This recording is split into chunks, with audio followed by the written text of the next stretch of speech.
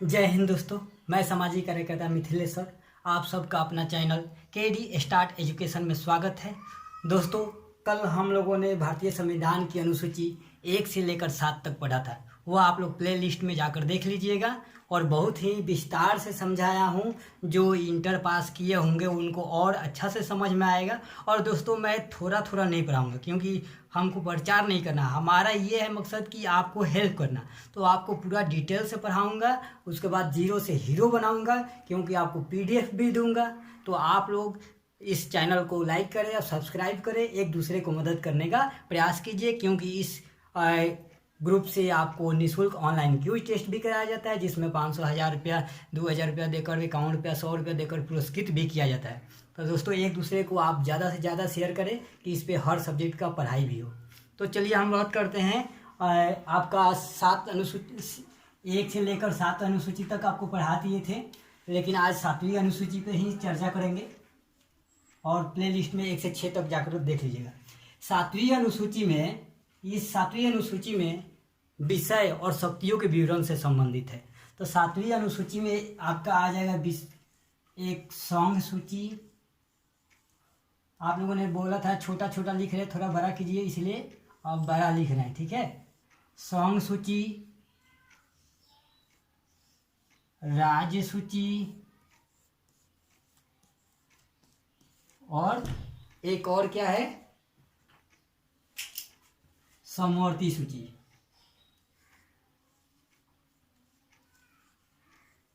समवर्ती सूची देखिए, ये 7वां में आपका 3 है सूची: सॉन्ग सूची, राज्य सूची, समवर्ती सूची। अब ये है कि सॉन्ग सूची में कितने विषय हैं, तो 100 विषय हैं भैया। आप याद कर लीजिएगा कि 100 विषय है, पहले 99 था। अब राज्य सूची में कितने हैं विषय भैया, तो पहले 61 था, अब 62 हो गया है, ठीक है। और समवर्ती सूची में कितना है विषय भैया, तो इसमें 52 है।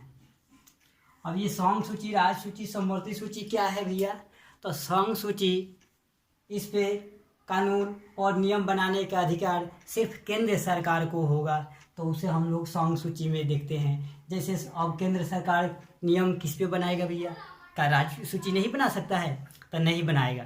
इस पे सिर्फ और सिर्फ किसका अधिकार रहेगा, तो सॉन्ग सूची यानी केंद्र सरकार का रहेगा। जैसे जनगणना भारत में हमारे कितने साल पे होते हैं, 10 साल पे होते हैं। तो 10 साल पे होते हैं तो सिर्फ बिहार में होता है कि पूरे देश में होता है, तो पूरे देश में होता है, तो इसलिए ये केंद्र सरकार पूरे देश को देखता है।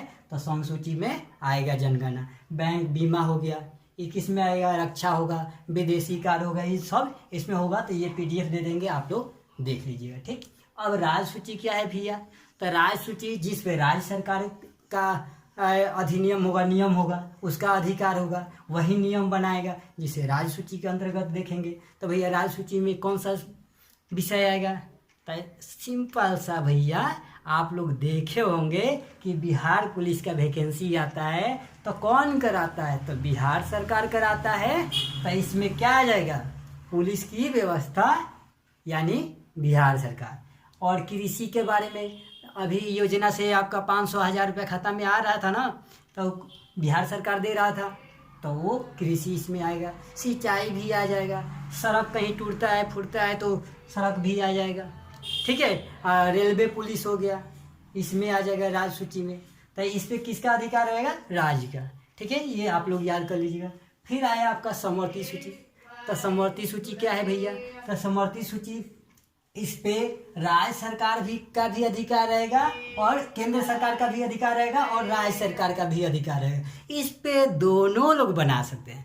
लेकिन भैया कभी कभी दिक्कत हो जाता है, तो क्या हो जाता है, क्योंकि दोनों को अधिकार दिया जाता है तो दोनों अपने में लड़ने लगता है कि मेरा बात होगा तो मेरा बात होगा, होता है कि नहीं। जब 2 आदमी को अधिकार दिया जाता है कि नियम बनाओ, तो दोनों लड़ जाता है कि नहीं मेरा बात होगा तो वो मेरा बात, तब किसका बात माना जाएगा।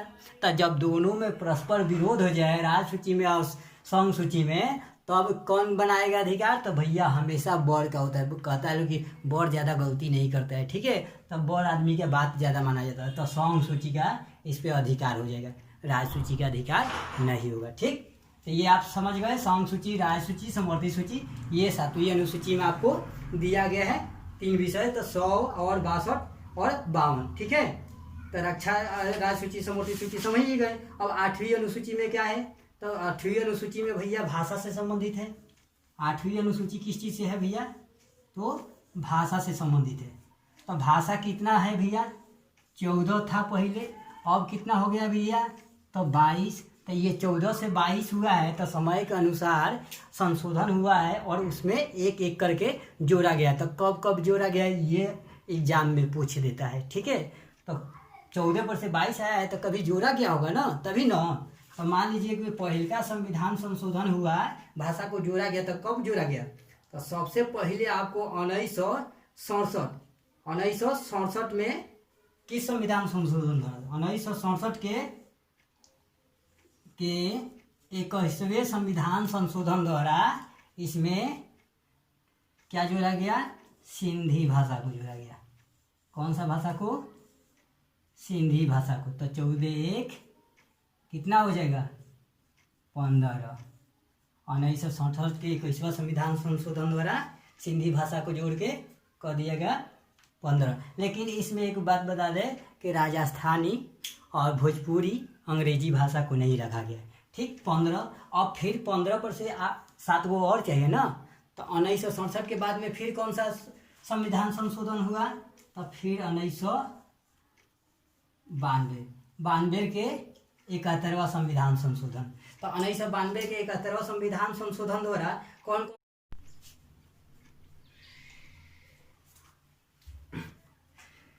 1967 के 21वां संविधान संशोधन द्वारा सिंधी भाषा को जोड़ा गया। तो 14 + 1 कितना हो गया, 15। अभी आपका 7 सब्जेक्ट बचा, 7 विषय बचा, तो अब भाषा बचा। तो अब कब जोड़ेगा, 1992 के 71वां संविधान संशोधन। 1992 के 71वां संविधान संशोधन द्वारा कौन कौन सा भाषा जोड़ा गया भैया, इसमें तो 3 जोड़ा गया। और 3 कौन जोड़ा गया इसमें, 1967 के 1992 के 71वां संविधान संशोधन में। तो इसमें 3 और जोड़ा गया, कौन कौन, नेपाली,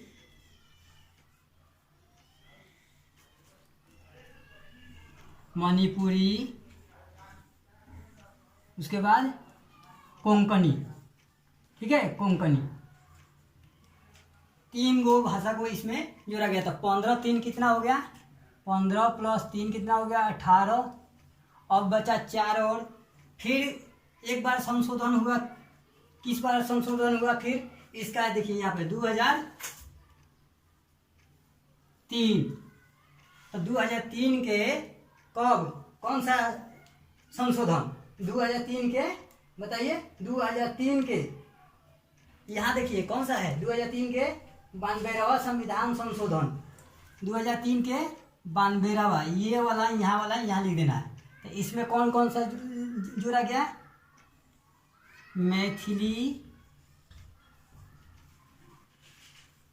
मैथिली, संथाली,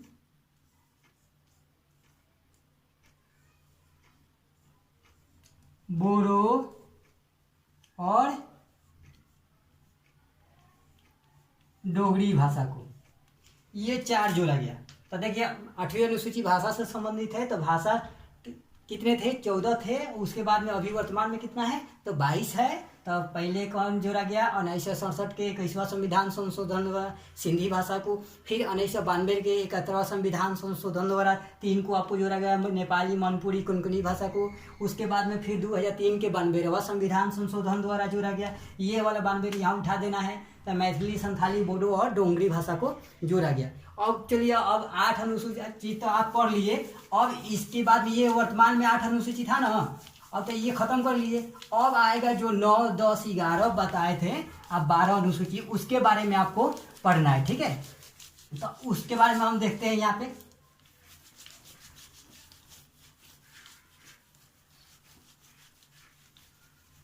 चलिए, तो 9वीं अनुसूची, कौन सा अनुसूची, 9वीं अनुसूची।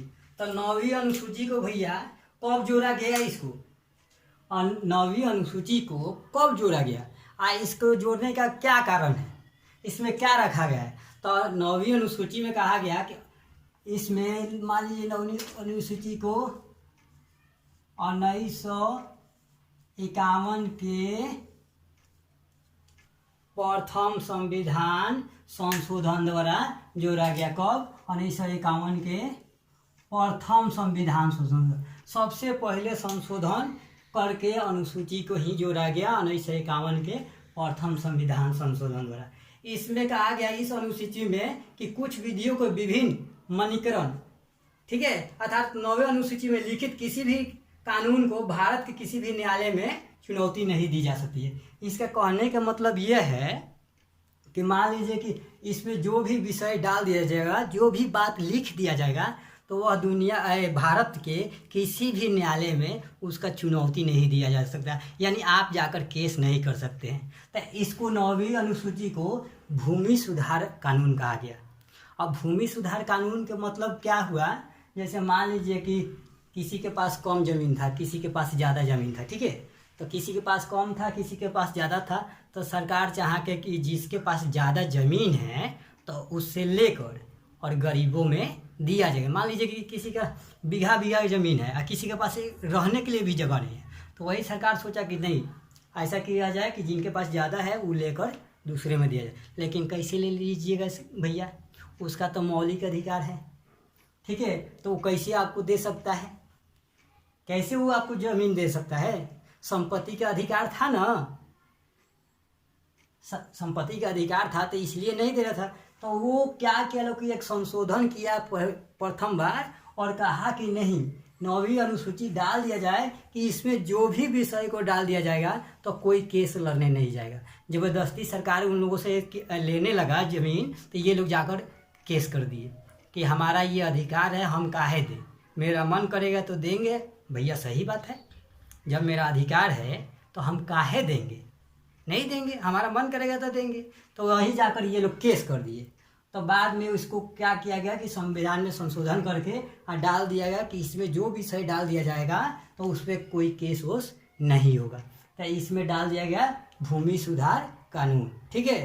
तो इसमें अगर जो रोड बन रहा है, मान लीजिए कोई रोड बनता है, हाईवे बनता है और उस रास्ते में आपका ज़मीन पड़ गया तो आपको ज़मीन देना ही पड़ेगा। सरकार उसका मुआवजा देगा आपको, लेकिन आपको देना पड़ेगा ज़मीन। अब ये नहीं करेंगे 1 कट्ठा मेरे पास ज़मीन है तो कैसे दे देंगे, आपको सरकार आपको ज़मीन देगी, पैसा देगी, आप दूसरी जगह खरीद लीजिए। तो ये आप वहाँ केस भी करने नहीं जा सकते हैं। इसके अपवाद में है केस कैसे कर सकते हैं, तो लंबा वीडियो हो जाएगा, कभी आप डिस्कस करेंगे तो हम बता देंगे कि कैसे इसमें भी केस कर सकता है, ठीक है।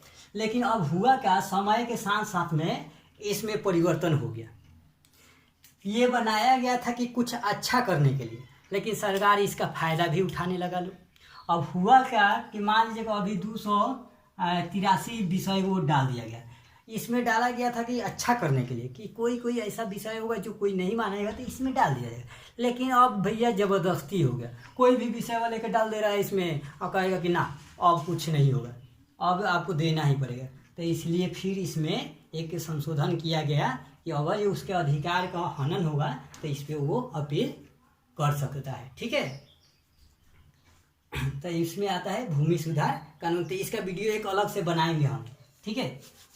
चलिए, तो ये 1951 के प्रथम संविधान संशोधन द्वारा जोड़ा गया, तो इसमें भूमि सुधार इसको लिख लीजिएगा। फिर 10वीं अनुसूची, अब 10वीं अनुसूची आया, तो भैया 10वीं अनुसूची कब लाया गया? तो 10वीं अनुसूची को लाने में को कहा गया तो कब लाया गया? 1985 के 52वां संविधान संशोधन। कौन सा संविधान संशोधन? तो 52वें संविधान संशोधन के द्वारा इसको लाया गया। ये 1985 के क्यों ले आया गया? इसको लाने का क्या उद्देश्य है? देखिए, इस अनुसूची में इसके अंतर्गत संसद और विधानमंडल के आयोग घोषित किया जाएगा। किसको? यदि किसी मान्यता प्राप्त दल से 1/3 सदस्य, वहाँ दल बदल से है कि ऐसा होता था ना कि मान लीजिए कि चुनाव हो जाने के बाद में भी लोग इधर से उधर भागने लगते थे कि कुछ दिन इसमें रहा, मन किया तो चलिए उस पार्टी में शामिल हो जाए।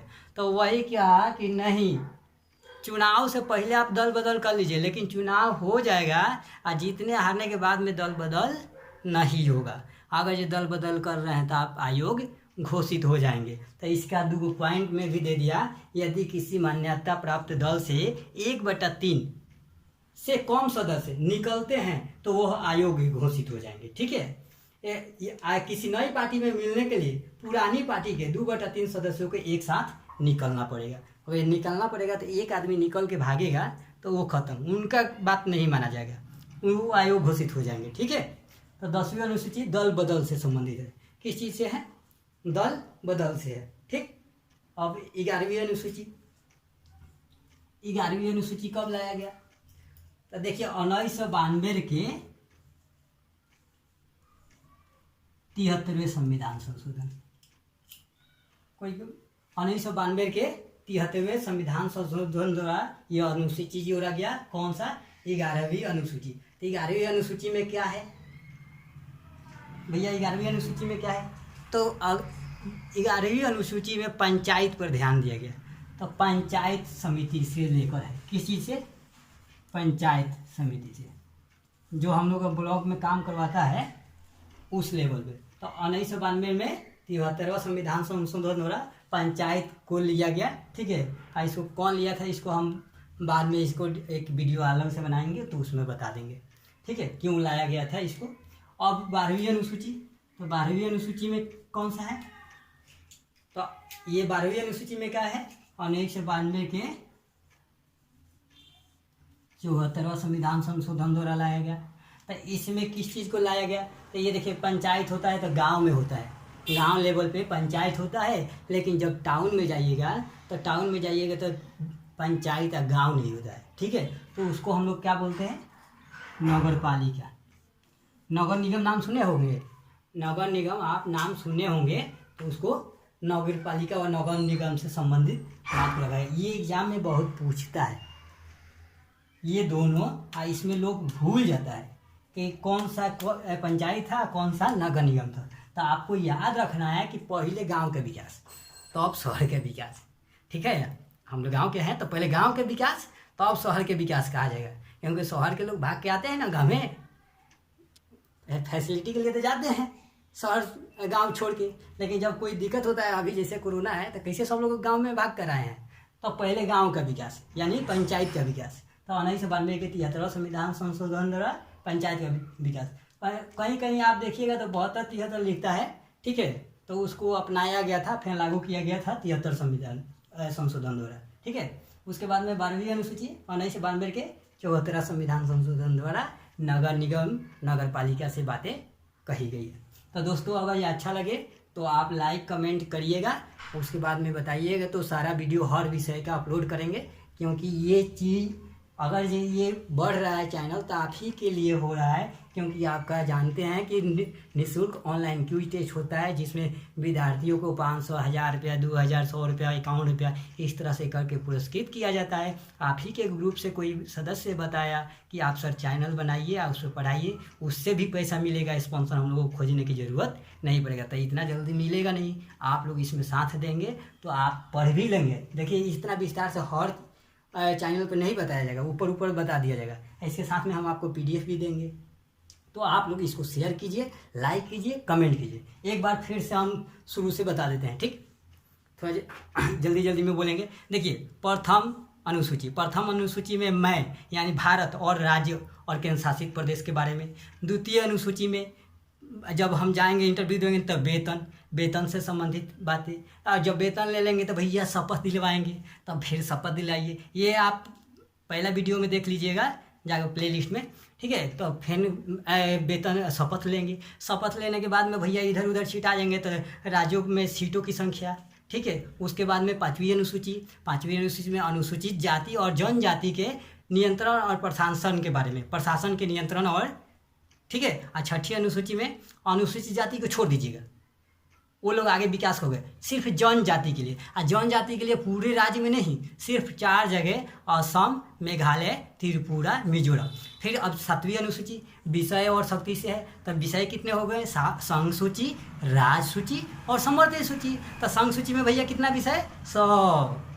ठीक, राज्य सूची में तो 62, समवर्ती सूची में 52। तो संघ सूची में क्या आ जाएगा भैया, विदेशी आएगा, विदेशी का आ रही जनगणना, बैंक बीमा, ठीक है। और राज्य सूची में पुलिस आ गया, कृषि आ गया, सड़क आ गया, ठीक है, ये आ गया। आपको समवर्ती सूची में शिक्षा, विद्युत, परिवार नियोजन, ये आ गया। आपको याद कर लीजिएगा, हम PDF दे देंगे।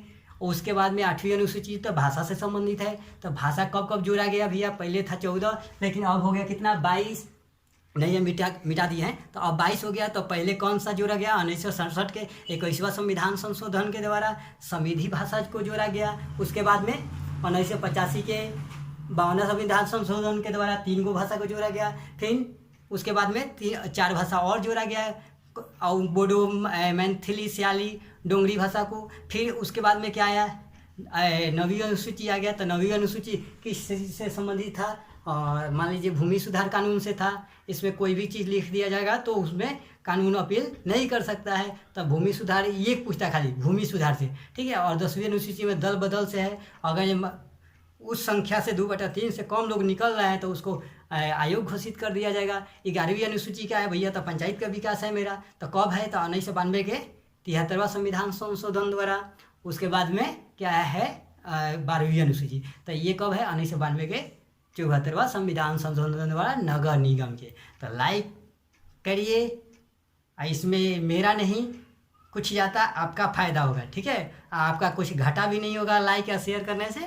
तो दोस्तों फिर अगला मिलते हैं वीडियो में, बताइएगा जैसा होगा। थैंक्स, जय हिंद।